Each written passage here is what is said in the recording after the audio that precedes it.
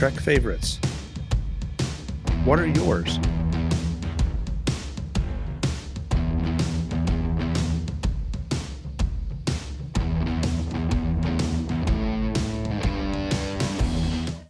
Welcome to Trek Favorites. I'm Chuck Joyner, and this is the show where you get to hear from some of my Trek friends as well as my tech friends about their favorite episodes of Star Trek. Now, we don't waste a lot of time with summaries or that kind of thing because these are episodes that are classics, and you can go back and look them up if you want to watch them wherever Star Trek's available. But I do put a link in the show notes to Memory Alpha so that you can find the episode if your mind needs a little refresh. This time, I'm really happy to welcome to Trek Favorites for her first time, Brittany Smith. Brittany, welcome. It's great to see you. Hello. Thanks so much for having me. I'm really excited. I'm delighted to have you. Brittany and I met at WWDC back, I guess, what was that, June of this year. She is a cognitive neuroscientist, which sounds really impressive, and I probably should be afraid to be in the same room with her because I don't know what she knows about me that I don't know about myself. Is that a fair introduction, Brittany, and should I be scared? Always be scared, but for different reasons. My day-to-day work is I'm a productivity coach. I work with ADHD. I help people use their technology better, do things like that. Okay, well, so then this would sort of fit right in with this whole thing because I definitely need help. So when I asked you to pick one, you picked. It's funny. There seems to be a trend going right now. You picked a two-parter, which was the season finale of season 5 and the beginning of season 6 of Star Trek: The Next Generation, Time Zero. And I admit this is one that I really enjoyed too because their time travel stories are always interesting and they twist you around a little bit. But what was it about this that made you say this is one of my Trek favorites? It has a little bit of everything. I mean, in my background, Next Gen all the way, that was what my family did at dinner time. We sat down and watched Next Generation every night. This was my childhood. Picard is my captain. Absolutely. I have a little bit of a blind spot to some of its faults, just Next Gen as a whole, because it's just such an integral part of my childhood. But this episode in particular has a little bit of everything. It's not going to be the most profound one, but it has time travel, it has data, it has Picard and Guinan backstory, it has really, really clever writing, and it's funny. And I know people have mixed feelings about humor in Star Trek, but I think it's hilarious, and it's just so much fun. I would agree with every single statement there.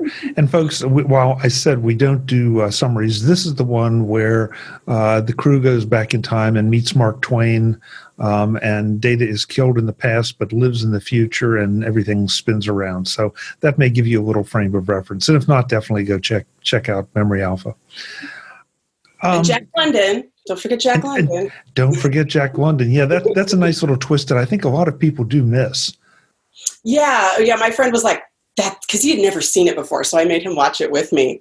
And he was like, that's Jack London, isn't it? Is that Jack London? And I'm not going to say anything. He's like, I knew it. I knew that was Jack London.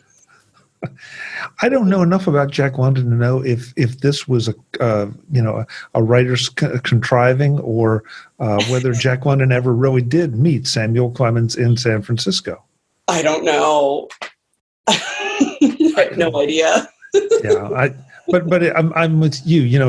Because Jack London does have a reputation as kind of one of those go-getter kind of guys, and this is this the genesis of Jack London's career right here? Yeah, who knows? You mentioned a Picard and Guinan backstory, and that as one of the first things that you mentioned beyond humor. So is it fair to say Guinan is one of a favorite character of yours? Picard is. So any Picard backstory I'm completely on board with. I like Guinan. I think she was they walked the line between her being a too heavy-handed stereotype most of the time pretty well by giving her, this very long-lived backstory. But, she did a great job every time she was on the show. So, yeah, it's as much Picard backstory as anything else. But Guinan's this sort of fun mystery that you don't get a ton of information about, so you kind of always want a little bit more. I have mixed feelings about Guinan, the way she's written. And I specifically am saying the way she's written because it's not none of these kind of things are a reflection on the actor or actress. But sometimes she's a little arrogant. Sometimes she's a little almost too mysterious. It's like, would you just get on with it and tell me what you know or what you don't know? and this borders on that in places. But it also, unlike you, it felt pretty good overall. The meeting, which, depending on what time perspective you're looking at, this is the first meeting of Guinan and Picard, and yet, at least for one of them, maybe that's the best way to say it. Well, and it's the least all-knowing she ever is, because she doesn't know what's about to happen, and Picard does to an extent, anyway. Or at least he knows, yeah, you're right. Part way down the timeline. Mm-hmm.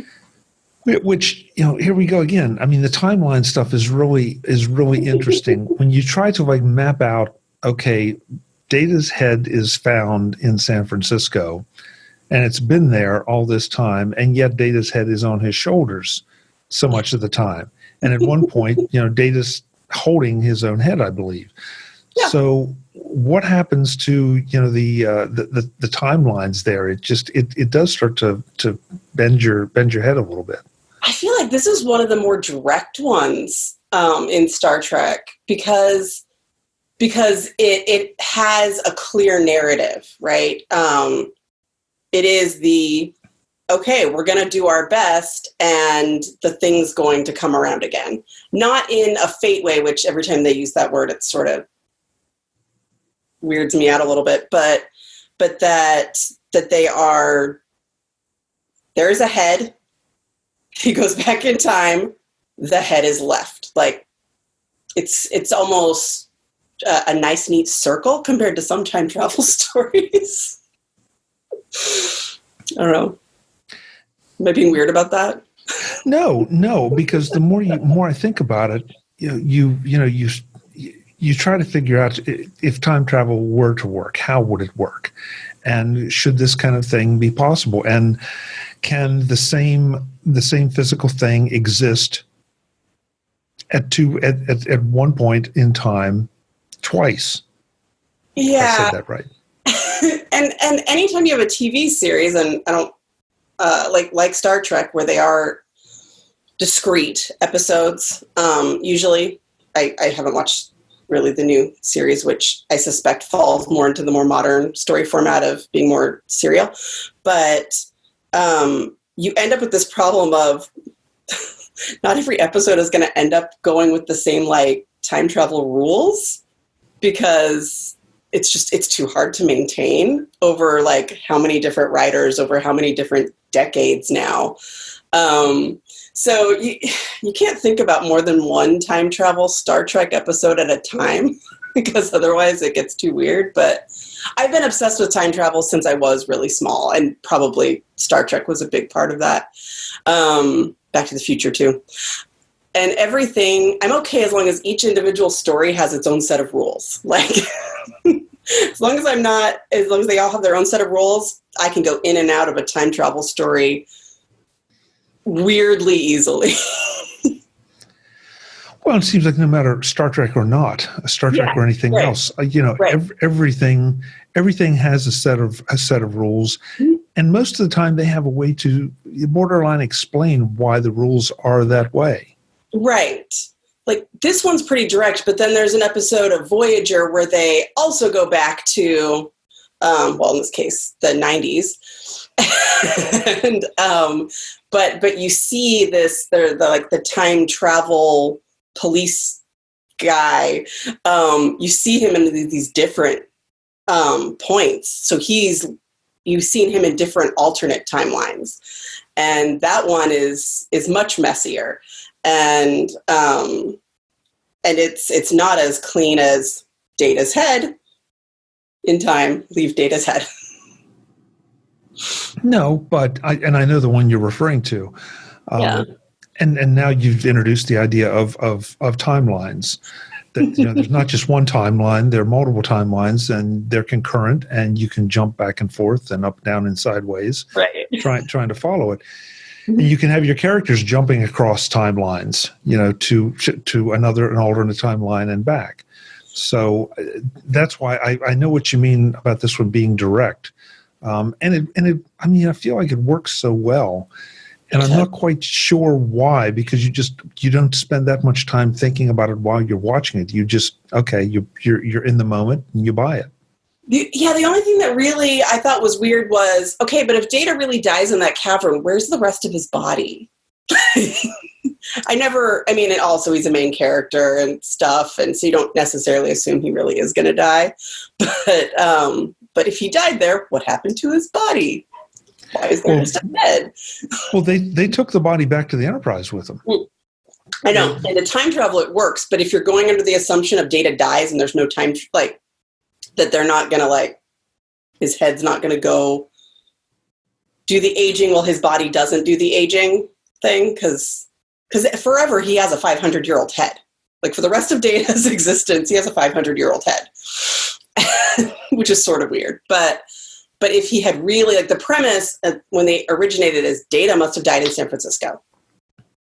And that always weirded me out that nobody had any extra questions well, if Data really died there and it wasn't his body went through the time vortex and left his head behind, then where would his body have been? It wouldn't have decomposed. It was weird. Anyway.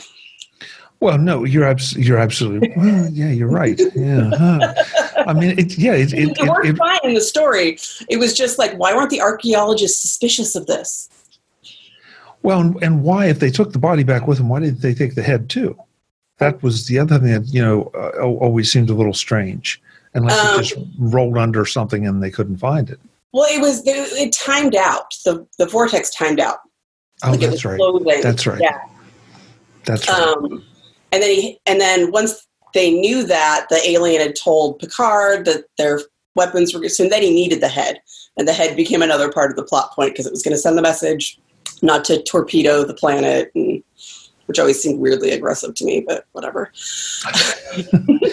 Well, I think the idea there was that they were trying to destroy the aliens and their ability to travel to the past, which also could have destroyed Earth history. So yeah, maybe talk to the back home to the Federation-y guys before you destroy a planet. I don't know.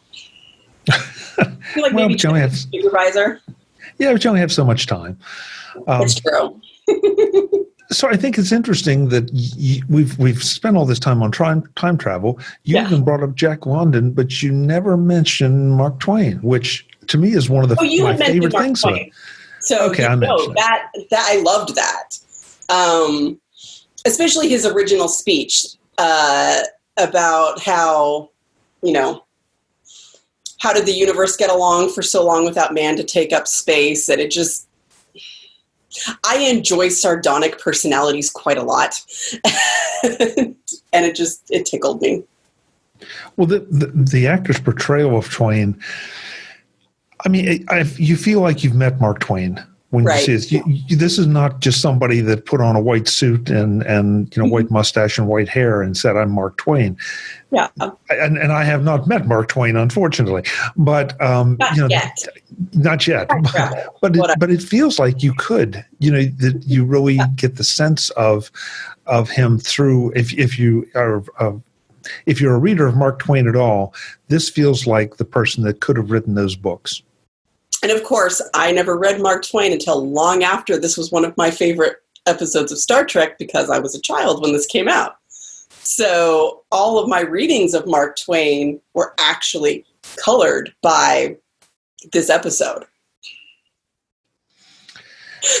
and it was interesting that Twain, he seemed to be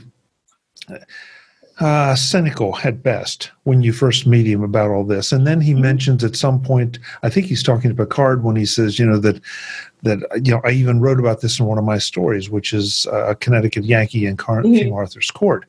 And, that was supposed to mess up that history. And now you're here to really mess up my history. And so I've got to stop you. Yeah. And, I've always been so completely bought in with this.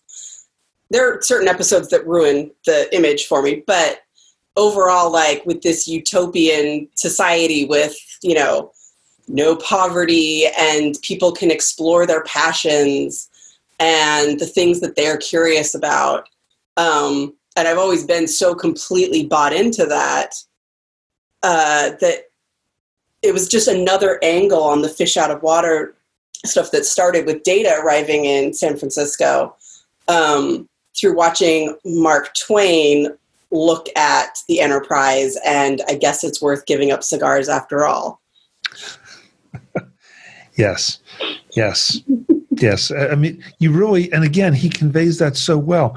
He conveys that cynical bitterness in an academic sense early, and then he comes across with unbridled enthusiasm, that he was an old man that was cynical, and now he's not anymore. And he wants to get back to where he should be to write those books that he hadn't written yet.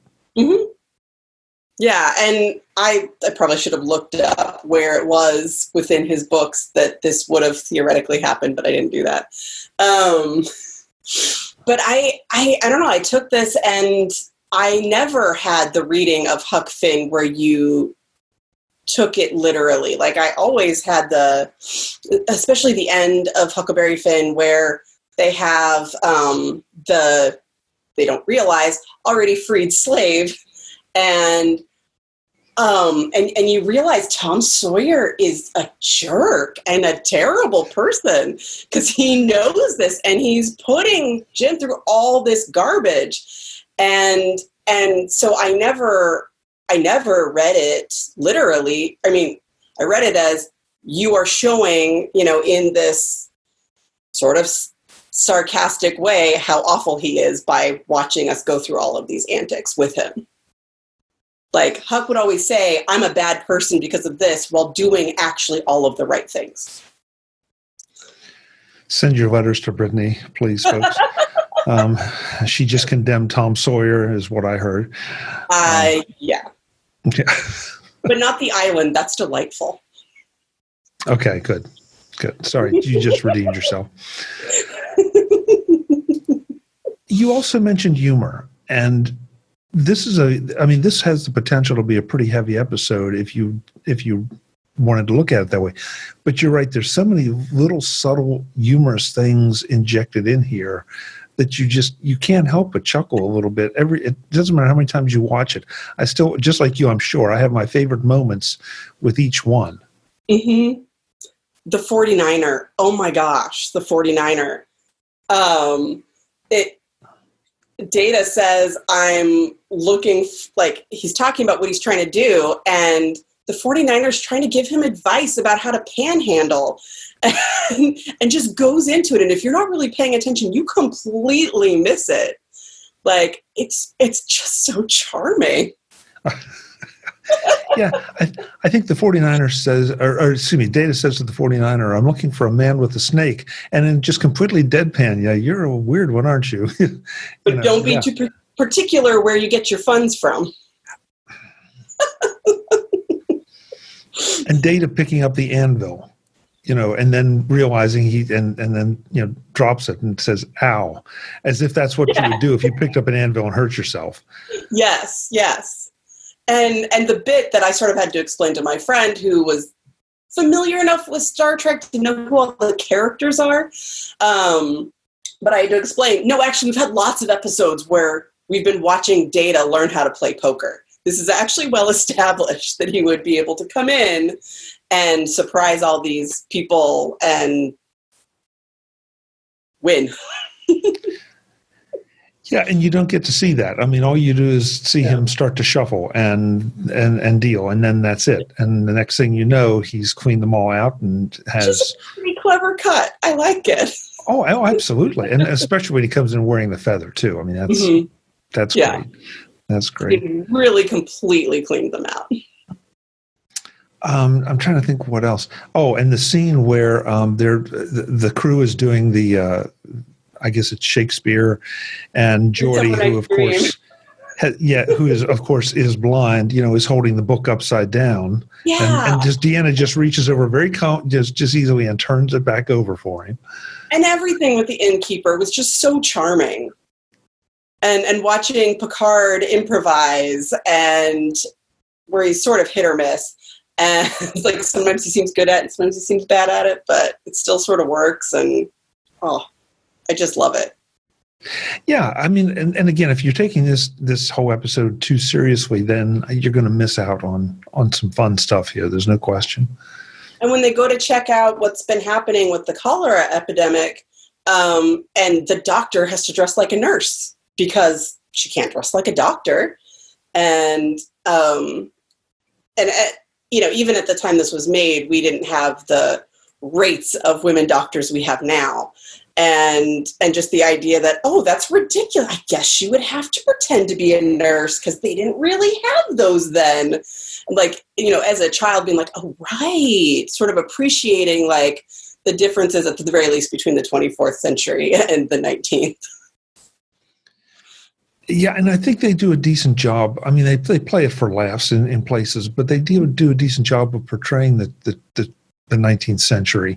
The newspaper, the unnamed reporter that Clemens is constantly talking to, and the very fancy party that Twain and Guinan are at that Data tries to crash, or does crash.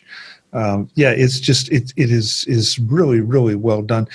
And Twain never says anything in less than like 40 words, which is so typical of some writers I know, that they can't just give you a simple yes, no, or maybe. It has to be this long, drawn-out thing, and we eventually get there to whatever their answer is. Yeah, where it's his confession is, eavesdropping is by no means a proper activity for a gentleman, but nevertheless, the deed is done. Which is not exactly an apology. No, and it's not exactly not an apology. Yeah, it's I don't know. It's just sort of a statement, but very circuitous to get there. Yeah. How did you feel about the way the whole thing wrapped up? I mean, did they wrap it up a little too neatly, a little too quickly, or did it just, again, within the context of the show, did it seem to make sense to you? I mean, it made sense. Sometimes I feel like if you try to wrap it up too realistically, it ends up getting meandering. Because the funny parts were the comparisons, the fish out of the sea, either seeing Mark Twain on the Enterprise or seeing, the crew in San Francisco. And so I think the thing that sort of felt tacked on was the ticking time bomb of blowing up the planet. That's the part that felt sort of maybe more artificial, but if your main thing is the interactions between those people, I don't know. I mean, they could have done the sort of standard Star Trek at the end. Let's talk about something that happened and make some statement about the differences. They could have done that, but sometimes you just have to end it because all the good stuff is done. So, I don't know. What were your thoughts on it? Well, I bought the urgency that, okay, we have to destroy this. We have to destroy this now before any more damage is potentially done to our history. They seem to be awfully willing, given that they sent Twain back with the way to have Picard get back to the present. They seem to be in a little bit of a rush, and I would have to go back and watch it 3 or 4 more times to really get the sense exactly why there was such a sense of urgency. But it seemed to be that, okay, we're trying to protect history, and we can't wait another 2 minutes. And of course, Picard. Sorry, go ahead.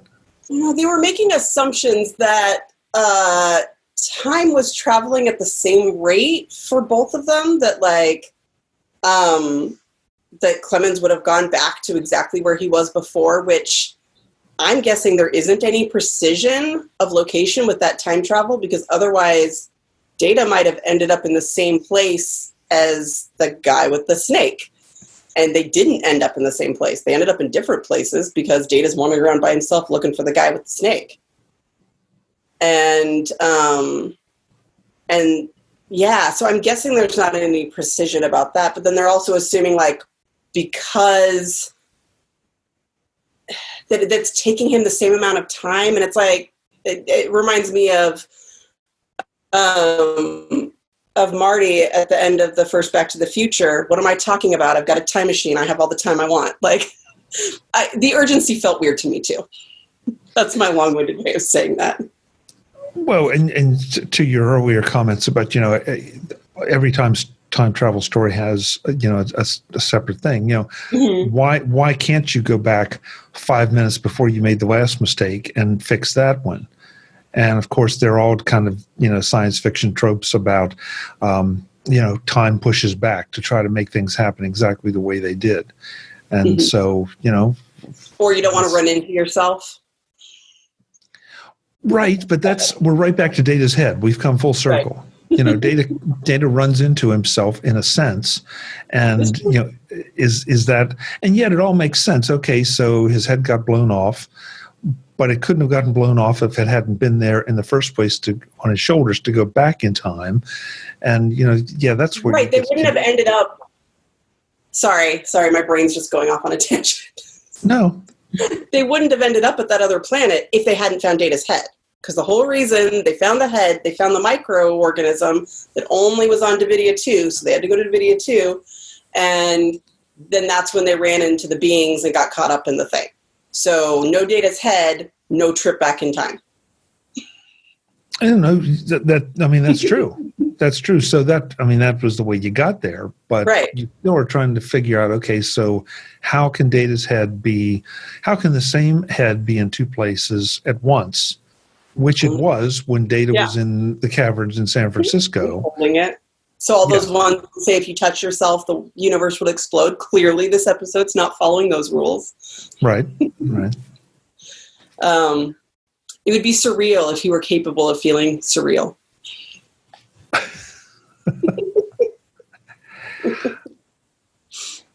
Okay, so I'm going to pick on you just a little bit.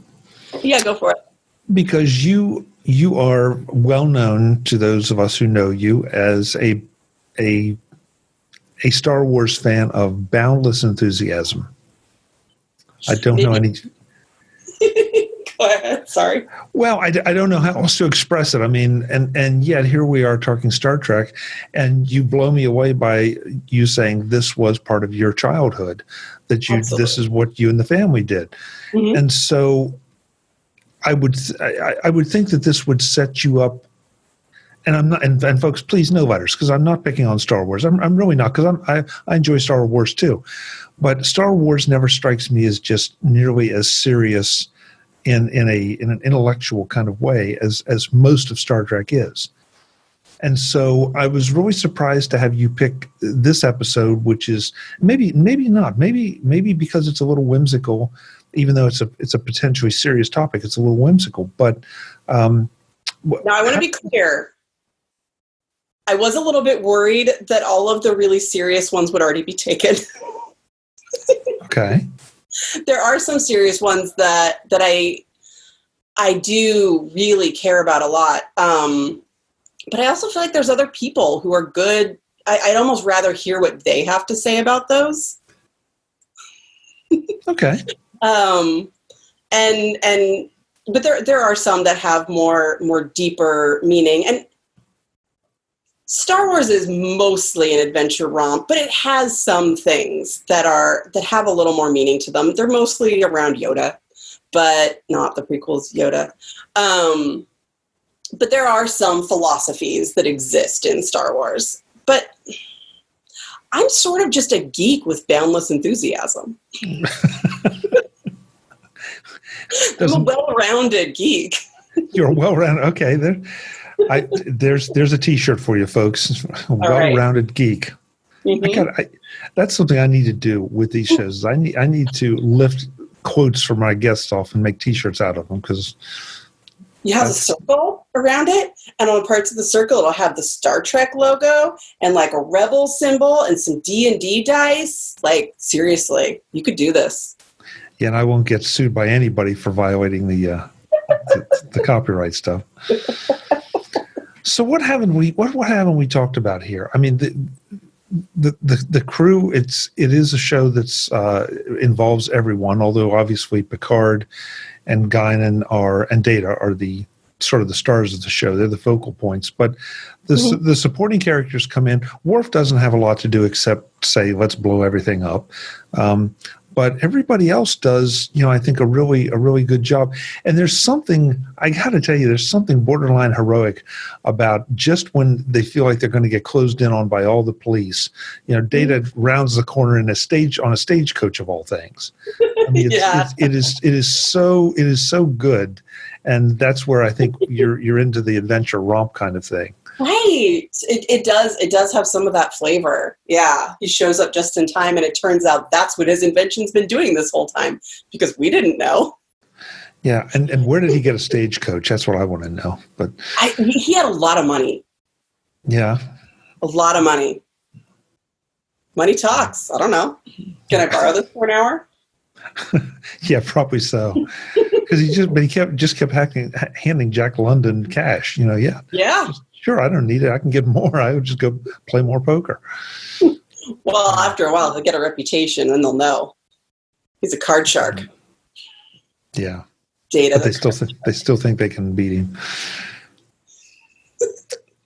So what else? I mean, this is such a fun episode, I think, and there's so many levels you can take it on. The aliens, I thought were interesting, that they basically are stealing the life force of humans, and you wonder how long has this been going on, and how many humans did they have to sustain themselves, and is this something new, or has this been going on throughout human history, and we just finally caught them at it? And this is where I'll get into a little bit of a thing. Before I had a science degree, watching science fiction was easier. After I got a science degree, it got a little bit harder on occasion. I just can't think too hard about the neural energy. It's not that your brain doesn't have energy. And I mean, they said electrochemical, and that's fine. But once your brain's dead, it's not doing very much. And so I don't know how they would tell that they're anyway. I just tried not to overthink that part too much. How long they've been doing it, and weird things, and how many cultures have they preyed on before humans, and did they prey on other cultures? Did they prey on humans longer ago than this, where we might not have detected it? Or are there any other suitable options? Like, none of these things were explored in sort of traditional Star Trek fashion, because the aliens just said, no, nothing else will do, and we're done. Yeah. I mean, again, this is what happens on this show. We overanalyze things, and it's like, look, it's a TV show, and you have at some point you have to say, okay, I'm going into this understanding that I'm going to be able to poke holes in it if I really want to. Right. But overall, right away, the last thing you expect to find, because they call the Enterprise back to Earth because they found evidence, quote unquote, of extraterrestrials in Earth's history. Right. And it ends up being Data's head is the big thing.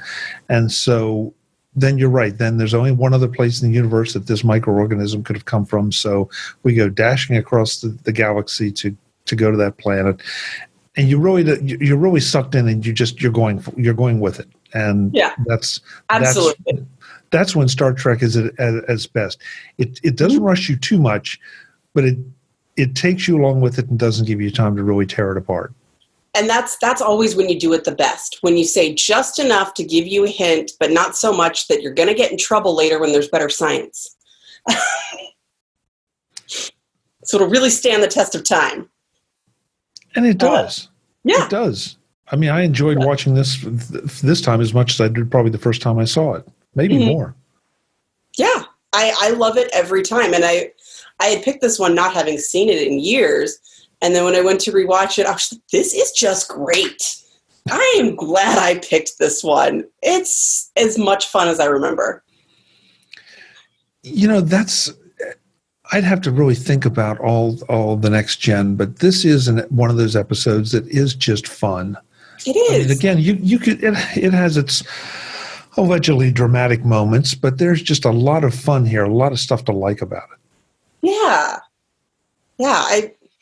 It is just really fun, and the dialogue is really good. I mean, one of Worf's standout moments in it, other than saying "blow up the planet," is Sam Clemens runs into him and says, "Werewolf." Yeah. And then they let it go. Like, they don't dwell on it, just keep going. Just like with the 49er. Either you catch the choke or you don't. And Worf always has such a great way of just giving that just patient, disgusted, tired look, and like I want to rip his head off, but I'm not allowed to. He's a spectacular straight man. I'm not sure there's a better one. Yeah. And I think you have to give Michael Dorn so much credit for bringing Worf to life and being able to play, have the fierceness in some episodes, and then having that comedic presence in an episode like this. That's a huge range for in other episodes. Like, he's great. Yeah, I mean, that's such a huge range for an actor to be able to portray that stuff. That it is wild. It's absolutely wild. So. Well, you know what? I should have asked you this. Are you a Mark Twain fan? I mean, you said you've read it, but do you consider yourself a Mark Twain fan? In the laziest sense possible. I have loved everything I've read and haven't read as much as I should have. Okay. That's fair. That's fair. I think there are times that some of the great authors like that, we all get a little burned out on them until maybe later in life because we were forced to read them in junior high or high school. And, now the last thing I want to do is go and read that for fun, something I had to read. Or I just forget. Oh, right, I wanted to read that. And then I've got a million things I want to read. So it doesn't always make the cut for today. Yeah, I had that experience with Sherlock Holmes, that I was, I dabbled in it a little bit, but never gotten into it until Star Trek started doing the Moriarty things. And it's like, hey, this is a really great character. I want to see where he came from. That's one of my other top episodes. Yeah. I'm not surprised. Not surprised. Yeah, that one's just awesome. So is this one of your, I know the show is Trek Favorites, right? But would you consider is this a favorite? Because I don't encourage anybody to pick the favorite, but I have to ask, the way you're reacting to this and discussing it, is this your favorite Star Trek episode? No. Okay. Childhood, probably Sherlock. And it's morphed and changed, but I was really relieved to hear that you weren't picking the favorite, because I'm not good at that's my favorite. I could say these are my top things, or like, I don't have a favorite Star Wars movie either. But I have, this is my favorite scene. This is my favorite fight scene. So I'll have sort of those, but I don't have a favorite Star Wars movie either. Yeah. I think for some reason our culture has gotten hung up on favorites. Yeah. And I don't think you can. I mean, John Champion said it so well. How am I supposed to pick a favorite food? Today? What's my favorite food today? And I think that's a great comparison, because I can like lobster, I can like shrimp, I can like steak, I can like Oriental food, I can like barbecue. I mean, how do you say what is your favorite? It's just the things that you really enjoy. Mm-hmm. Yeah. If somebody says something, I will tell you if I love it. There will not be any doubt. And so this has nothing to do with Star Trek, but as a well-rounded geek, what are some of the other things you're a fan of? I mentioned D&D because I only recently started that because a friend got me, she really wanted me to join her game. And just all the time travel things. I will always be on board for time travel without question, without hesitation. A lot of nerdy culture. I've been really interested in computers my whole life. I realized when I was about 12 that with my parents and my upbringing, I never had any chance to be cool, and I just owned it. Okay, just come right in, have a seat on the couch, and tell us all about it, Brittany. Yeah. As to why you love what I love. And it's a lot of things. Why were you never allowed to be cool? Oh, it was just a joke. No, like my mom was a programmer. My dad double majored in chemistry. It was just like, oh, this is the thing. We're into science in this family. And it was just a joke. I didn't even go to the kind of high school that had like, these are the cool kids. Got it. Okay. Because I think you're who I am, and I'm going to own it. Yeah, well, I think you're cool. I think, the first time we met, we had a couple jokes going right off the bat. It was perfect. So, yeah. Well, so when you're not here picking favorite time travel stories and discussing this, where else can folks find you and how they get in touch with you if they want to ask questions or comment on your comments? When I remember, I am on Twitter. I'm the ADD Liberator. And that's my handle there. My website is conquer.consulting, where I do my productivity coaching. I did just come out with a very nerdy yoga video for Star Wars fans who like very, very nerdy jokes. If you look up Jedi yoga on YouTube, there's exactly one video, but I'm pretty proud of it so far. And I've seen it. The video is very well done. It really is. So very cheesy though. Well, that's okay. But you should consider yourself an actress because the part you play is I bought it. I know it's cheesy, but I bought the fact that you did it that way. So yeah, if you're bored of yoga and want to do it anyway, that's a thing that exists. Great. Well, thank you so much for doing this. This was a lot of fun, and I really appreciate you forcing me to go back and watch Time's Arrow for the show because I always do a rewatch before these, and it's just like, okay, this is an easy rewatch. This is just going to be fun. Yeah. So, thank you. Yeah, I enjoyed it a lot. Thank you so much for having me. Yeah, we'll have you back again. Awesome. I can't wait. All right. Take care. All right. Bye. Folks, I'm Chuck Joyner. This is Trek Favorites. What did you think about Time's Arrow? Is it one of your Trek favorites? And how did you feel about the time travel things? We kind of dug into a lot there. The Picard-Guinan relationship. There's so many things here to think about and enjoy in this episode. Drop me an email, chuck@trekfavorites.com, or post something to our Facebook page where the video of this interview can be seen. And, of course, subscribe to Trek Favorites in your favorite podcatcher. Until the next time, and as always, thanks for joining us. Visit TrekFavorites.com to access all our shows, watch the video versions on our YouTube channel, and connect with us on Twitter and Facebook as @TrekFavorites.